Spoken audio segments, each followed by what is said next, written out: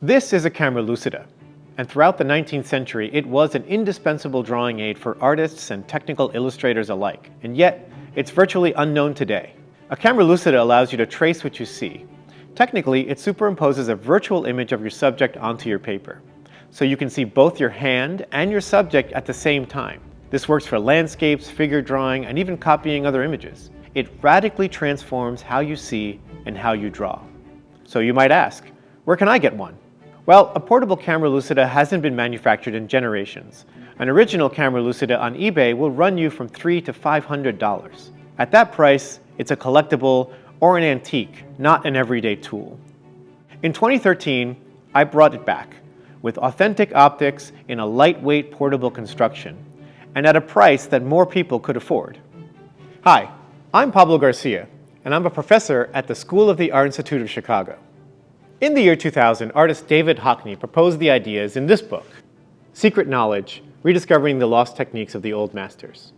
In it, Hockney and co-author Charles Falco present compelling evidence that the old masters used various optical devices like the camera obscura, concave mirrors, and the camera lucida to help create their masterpieces. And by the way, some people really hated this book.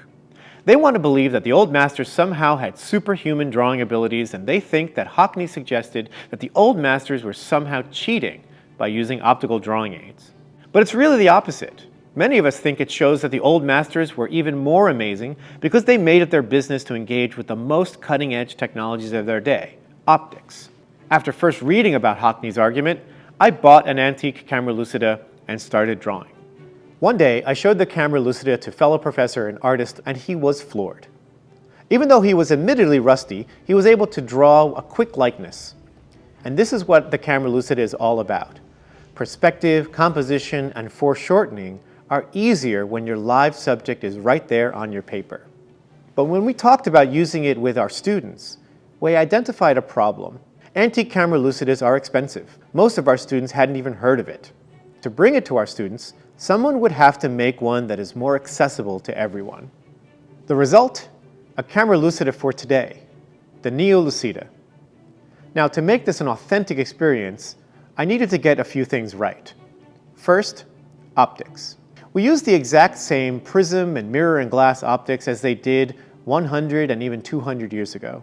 Second, portability. This is not bulky studio equipment. It's small, foldable, and you can just keep it in your bag. It weighs just 9 ounces or about 1/4 kilogram. And third, make this camera lucida easier to use. Antique camera lucidas are fussy equipment with lots of delicate hand-tooled parts. The NeoLucida is designed with modern components to replicate the precision of the classic design, but with a more user-friendly experience. I was interested in making the NeoLucida because I genuinely believe that using a camera lucida can affect the way that people see, how they draw, and how people think about art. And as a teacher, I love exploring the way that students can use technology to make art. After 10 years, users trying our different NeoLucida models have found drawing less frustrating, a connection to art history, and inspiration to pick up the pencil and draw. So if you're just beginning your drawing journey, or maybe you're a more experienced artist, or just maybe there's someone in your life that likes to draw, I invite you, try a NeoLucida and let's get drawing.